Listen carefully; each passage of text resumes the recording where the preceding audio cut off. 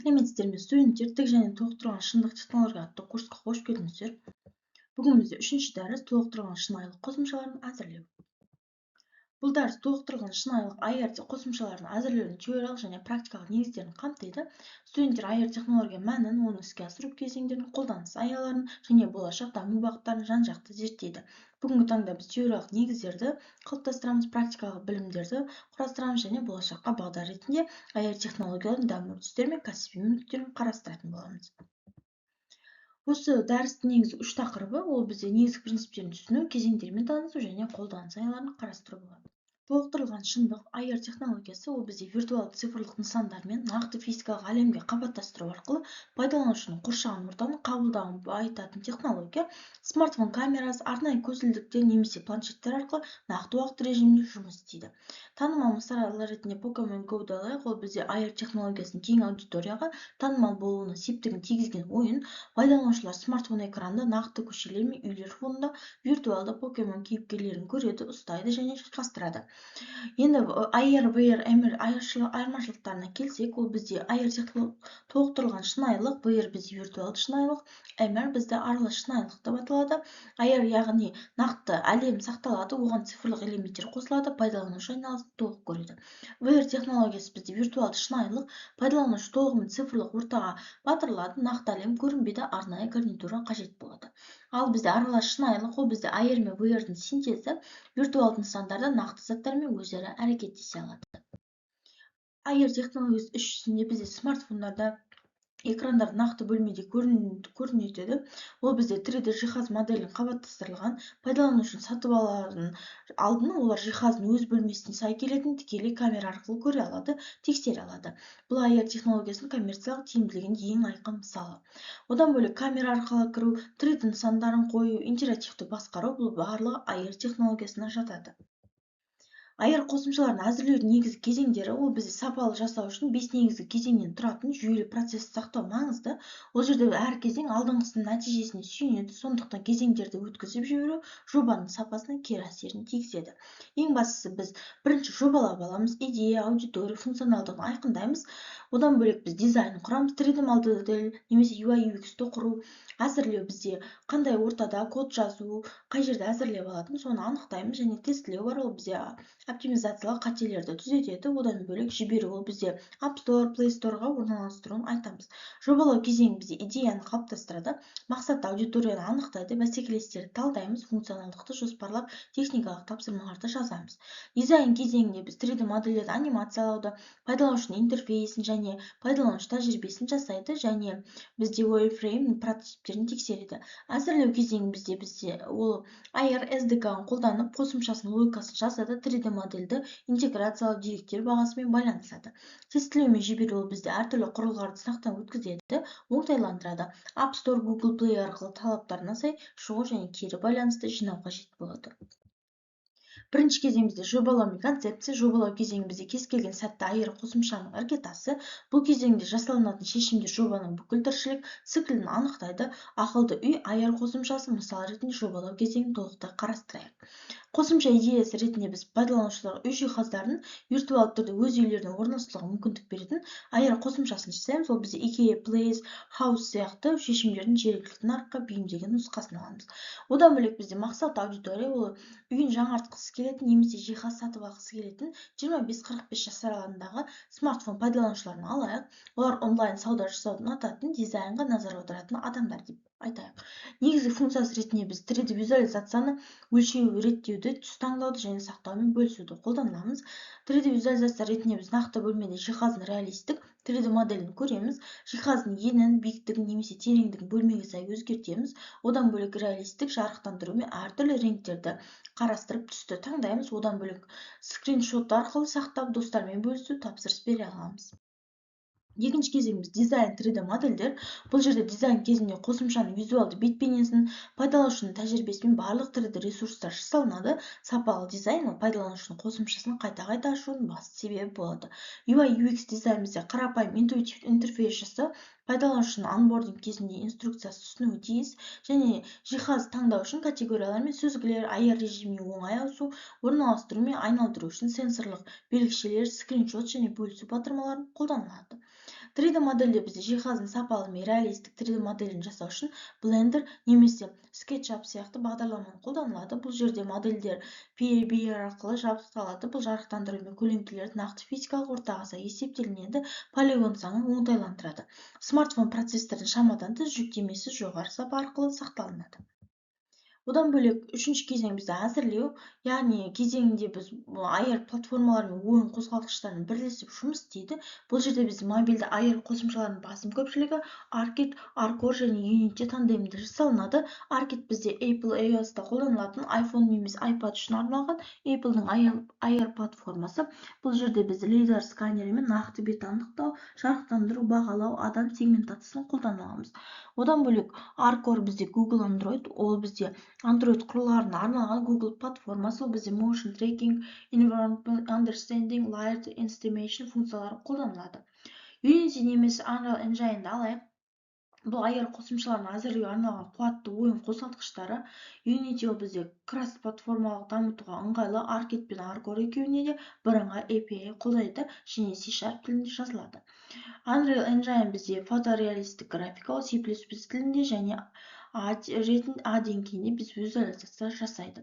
Мысалы, код Unity'да C# тілінде жазылған, мысалы AR сессиясын бастау, одан бөлек жер бетін анықтап 3D модельді орналастырады. Үшінші кезеңнің ары қарай AR әзірлеуге арналған құралдар мен платформаларды айта кетсек, ол бізде заманауи AR экожүйесі бай инструменттерден тұрады. Ол платформаны дұрыс таңдау, жобаның мерзімін, сапасын және бюджетін тікелей анықтайды. Unity бізде ең көп таралған AR әзірлеу ортасы, ол Arcade пен Arcore арқылы бірыңғай кодпен қолдайды. Архивтер дүкенінің кең қоғамдағы C# тілін қолданылады. Unreal Engine бізде фотореалистік графика мен жоғары перформанс, ол A деңгейіндегі AR тәжірибелері үшін және C# пен C++ пен Blueprint визуалды скриптін жасайды. Одан кейін Vuforia бар, ол бізде маркерге негізделген AR үшін танымал платформа, өнеркәсіптік AR шешімдеріне кеңінен қолданылады, Unity мен тамаша интеграцияланады.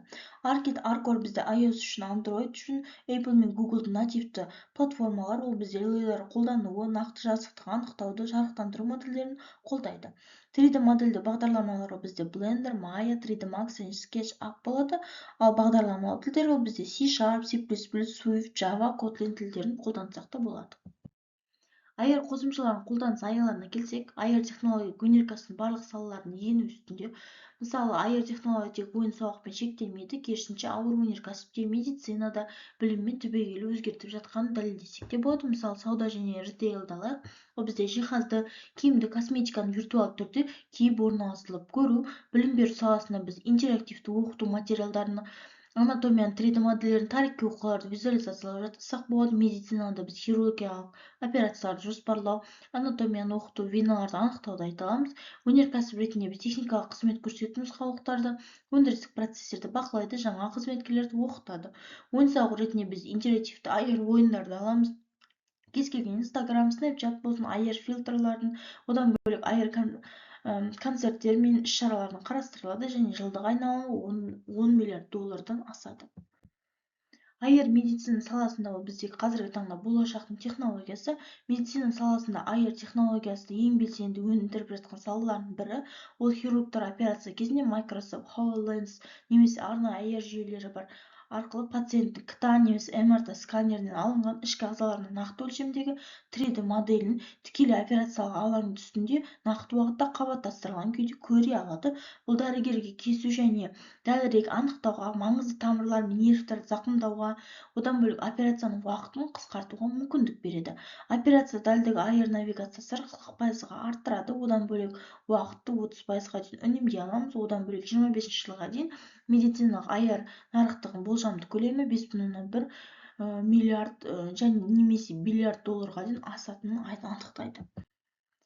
Төртінші кезең ретінде тестілеу мен оптимизацияны айтамыз. Тестілеу кезеңі жеткіліксіз бағалау. AR жобаларын сәтсіздікке ұшырауының жиі кездесетін себептерінің бірі, AR қосымшалары нақты физикалық ортада жұмыс істейді, сондықтан зертханалық жағдайда ғана емес, нақты өмірдің шарттарында да мұқият тексерілуі тиіс. Ол бізде құрылғылар бойынша тестілеу, жарықтандыру жағдайларында, бет текстура сынақтар және перформанс оптимизациясын айтсақ болады. Тестілеу процесінде кемінде 10-15 нақты пайдаланушымен юзабилити тестін өткізу ұсынылады. Бета-тесттердің пікірі кейде инженерлер байқамаған маңызды UX мәселелерін анықтайды. Бесінші кезең бізде жіберу мен қолдау. Аяр қосымшасы дайын болған соң пайдаланушыға жеткізу мен ұзақ мерзімді қолдауды қамтамасыз ету стратегиялық маңызға ие. Нарыққа шығу соңы емес, ол жаңа бастау болып табылады. Платформаға жіберу көбінесе бізде Apple App Store, Google Play Store'ларды қолданылады. Техникалық жаңартулар бізде Arcade, Arcore нұсқаларын жаңартып отыру, iOS пен Androidқа жаңа версиялар мен үйлесімдікті сақтау, қателер мен краш репорттарды жедел шешу болып табылады.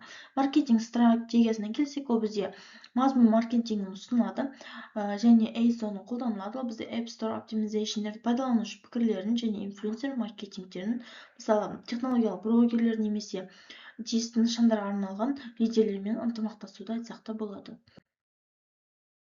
Аяр технологиялардың болашағы ол бізде қазіргі таңда қарқынды дамып келеді. Сарапшылардың болжамы бойынша 2030 жылынан қарай аяр нарығы бізде $340 миллиард асады. Мұндай бағытты, үш негізгі бағытта аяр технологияның сипатын айқындайды. Ол бізде аяр ойнатқыштар мен көзілдіріктер, кеңістіктегі интернет, аяр және жасанды интеллектпен интеграциясын айтсақ болады. Ол бізде ойнатқыштар мен көзілдіріктің смартфонға тәуелсіз дербес аяр көзілдіктер технологияның үлкен платформасын құрайды. Бізде Apple Vision Pro, Meta Quest, Microsoft HoloLens осы екі бағытта жарысып жатыр. Болашақтың аяр көзілдіктері смартфонды ауыстырады деп болжанады. Барлық хабарландырулар, навигация, аудармалар, есептер көз алдында нақты уақытта көрсетіледі. Одан бөлек кеңістіктегі интернет ретінде біз веб 3.0 аяр технологиясы арқылы нақты әлеммен біріктірілетін болашағын айта аламыз. Кез келген физикалық нысанның цифрлық двойнигі болады. Одан бөлек жасанды интеллект пен аяр технология мүлдем жаңа деңгейге жеткізіледі. Яғни жасанды интеллект арқылы біз нысандарды дереу тану, табиғи тілде аяр интерфейсін басқарып, адаптивті аяр контент пайдаланушылар контекстіне сай автоматтандыру өзгереді және GPT-4 сияқты үлкен тіл модельдерін аяр агенттерімен біріктіреді.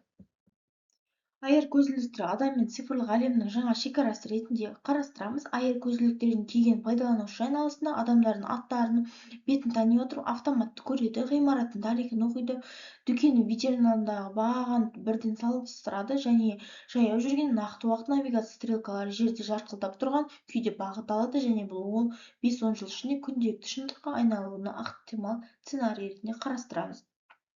2025 жылы Apple Vision Pro массалық нарыққа арзан нұсқасын ұсынды және аяр көзілдіктері бизнеске кеңінен қолданылуда. 2020 жылы бізді аяр мен AI конвергенциясын ұсынады. Бұл смартфон функцияларын 60% алмастырылған аяр гарнитураларын береді. 2030 жылға қарай кеңістіктегі интернет стандарттары пайда болады. Бұл дегеніміз физикалық және цифрлық әлемнің толық бірігуін ұсынады. Енді осы дәрісте алынған теориялық білімді практикаға дағдыға айналдыру үшін негізгі бірнеше міндеттерді орындау ұсынылады. Бұл міндеттер бізге бірте-бірте көрсетіледі және аяр қосымшаларын нөлден бастап толыққанды өнімге дейін жеткізуге бағытталған. Бірінші міндет бізде аяр концепциясын жасау. Ол жерде біз өз қолданыста аяңыз таңдайсыз, сол білім болсын, сауда болсын, медицина ойын болсын, нақты мәселені шешетін аяр қосымшасының концепциясын жасайсыз. Екінші міндет ретінде ортаны дайындайсыз. Unity немесе Unreal Engine орнатасыз. Arcade, Arcore, SDK-ны конфигурациялап, Hello World жазықтықты анықтап, оған қарапайым Kubernetes-тардың демо жасайсыз. Одан кейін 3D модель интеграциясын қолдансаңыз болады. Ол бізде Blender немесе тегін 3D ресурстарын сайттарынан алсаңыз болады. Одан бөлек модельді Unity-ға импорттайсыз және аяр режимінде нақты беттерге орналастыруды іске асырасыз. Одан бөлек бізде төртінші міндет ол бізде тестілеу мен презентация. Қосымша кемінде 3 нақты пайдаланушыны тестілеп, UX мәселелерін анықтайсыз. Нәтижелерді ашылған мәселелер мен шешімдерді слайдта ұсынсаңыз да болады. Аяр әзірлеудегі негізгі сәттілік факторлары ол бізде осыда мыңдаған аяр қосымшалар нарыққа шыққанымен тек аздаған бөлігі нақты коммерциялық немесе әлеуметтік нәтижеге қол жетті. Ол сәтті аяр жобаларын зерттеу 4 ортақ факторды анықтайды. Ол бізде инновациялық идеяны, сапалы дизайнды, техникалық шеберлік пен үздіксіз дамуды, яғни пайдаланушыларға нақты құндылық беретін ерекше шешім, инновациялық идеяны айтамыз. Бұл тек аяр үшін емес, нақты мәселені шешетін, тәжірибені байытатын идея. Конкуренттерден ерекшеленетін негізгі артықшылықтарды нақты анықтау, нарықтағы бос орынды зерттеп, соған нысандай бағыттайды. Intuitive интерфейс және тартымды визуалды элементтер бізде пайдаланушыға алғашқы 30 секунд қосымшаның пайдасын сезінуі тиіс. Одан бөлек сенімді мен оңтайландырылған код аяр қосымшасын жылдам, батареяны аз тұтынып, жылынбай жұмыс істеуі тиіс және трекинг дрифт сияқты минималды болуы, жарықтандыру өзгерістеріне тұрақты жауап беру, краш рейт минутына 1 пайызға дейін астам болуы қажет. Пайдаланушы пікірлеріне сүйене отырып, қосымшалардың тоқтамаусыз жетілдіру. Бізде App Store арқылы рейтингтерді, пікірлерін жүйелі талдайды және A/B тестілеу арқылы UI элементтерін оңтайландырып және де AR платформа мүмкіндіктерін уақытылы өндіруге де болады.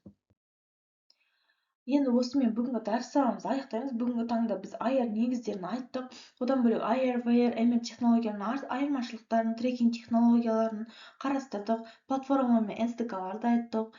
Және де 3D модельде бағдарламалар бар, қандай тілде жазсақ болады, қандай ортада 3D модель жасап алуға болады. Одан бөлек біз UI UX принциптерін айттық. Тестілеумен жіберу ретінде біз App Store мен Play Store талаптарын, маркетинг стратегияларын қарастырып өттік. Осымен дәріс сабағымызды аяқтаймыз. Назарларыңызға рахмет, сау болыңыздар.